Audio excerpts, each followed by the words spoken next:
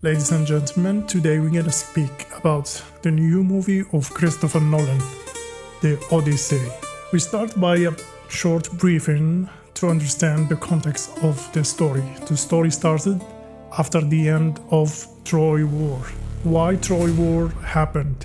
Because Paris is the prince of Troy, fall in love with Helen, which is the wife of Milanos, which is the king of Sparta, one of the most powerful kingdom in Greek, and brother of the king of the kings of Greece. Well, there is a mythology behind this that Aphrodite told Paris that he will marry the most beautiful woman in the earth if he chooses her, that she is the most beautiful goddess, and that's why she helped him to take Helen with him back to Troy. But if we put to the side the mythology, we can understand that by some real fact about the history of Greece, that it's true that most of the kings of Greece, they wanted to take over Troy because it was rich. And that's why there was like a good excuse. And if we watch today the politics around the world and what happened, and also famous story with Poland and Greece, and with the German Nazi and Poland, then it's clear for us that sometimes this small excuse make no sense, and it's a good excuse to make a big war. And the First World War and the Second World War was the same way. So Homeros was telling us fantasy, but with a root. It was rooted to the history. So back now to Odyssey. If you watch the movie of 2004, Brad Pitt in Troy, you understand that after 10 years of fighting, the city of Troy was well protected, and it was so hard for the Greek to win this war, till one man came up with a smart idea, which is the Trojan, or the horse of Troy. So, short story, if we put our best warrior inside a gift in a format of a horse, and we convince the Trojans that we survive, we surrender, and this is a gift for Athena's god. And at night, these warriors will open the gate for us, and then we enter and we destroy the city, and this is what happened. The man behind the story is Odysseus. Odysseus was king of Ithaca. His wife is Penelope.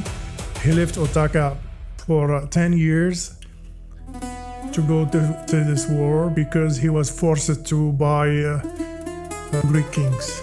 He had no choice to do this. Now, the Odyssey started after the war is over.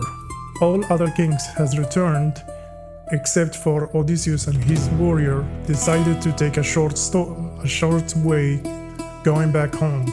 So the mythology come up with different interpretations by telling us that he lost his way, but that was like punishment from God because he made two mistakes. The first mistake was how they destroyed Troy, because it was against their own beliefs that how war should be, because they killed civilians and they put the city down, same as what the Vikings do later. So that time was they used to fight army to army, king to king, man to man, and to just kill innocent, attack people, burn city. That was not accepted by the gods of Athens. So that was the first thing. And the second thing is that only his way back, he had make another mistake by making troubles with the son of one of the gods, which is the god of the sea, which is Poseidon. who will prevent him from returning home.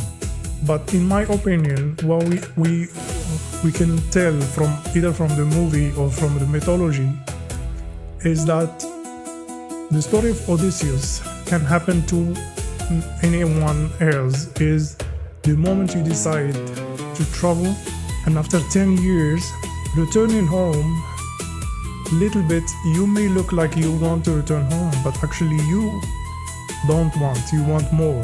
After you win, you want another win, you want another win.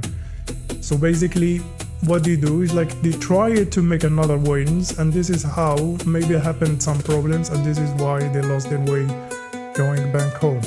So now we come to we're gonna skip all these fantasies and gods and monsters they made on their way home, because that's the first part of the movie, and the most interesting part for me is when they return to Ithaca, when he returned to Ithaca. So here were the most important parts, because for me, once he returned to Ithaca, everything has changed. But his wife, he's not sure his wife is loyal. He don't know anything about his son. He don't know what happened to his kingdom. There are others who came to his kingdom. They wanted to marry to his wife. They wanted to claim his throne. There are other loyals. There are others who are not loyals. They know that he's dead. Others are not sure they are dead. Others, they want him to be dead. So here we know that Odysseus is a smart man. He will decide to come up undercover and to start to see around so he can understand who is with him and who is against him. And that's the final act when he will decide to return and claim his throne again. So all in all, this is the story of Odysseus. And we can see it from the movie that it's not just about gods or monsters, but we can see from it that it has three acts or three ways. The first thing is the motivation. We are motivated for glory. We want to win. Second thing is the longer our battle takes longer, we start to be expensive.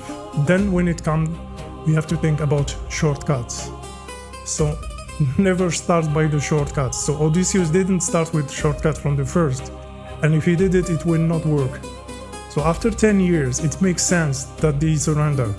If they did it in the first month, if they did it in the second month, if they did it in 1 year, they were suspicious about it, and this trick will never work, and we will never heard about this story. The second act is going back home after winning.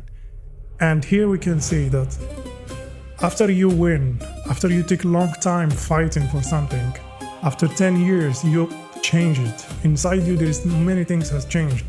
And at that moment, Odysseus was not really willing to back home.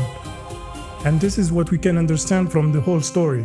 Inside him, there was this feeling of, I need to go home because I am winning. But the other side, there was a feeling that, no, I need more.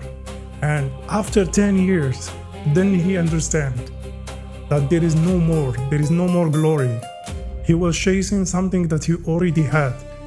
Now he faced the reality, he lost it. All his win, all his glories has gone. It makes no sense. And we can see this clearly because when he returned to his own home, he was a begging man. He was a poor man. He was not treated as a hero. So here he understands that in your home, you were already everything you need. And you went outside looking for something that you already had. And this is put us inside, give us an overview of the story, but one question is, was it really worth to go to take over Troy? Thank you.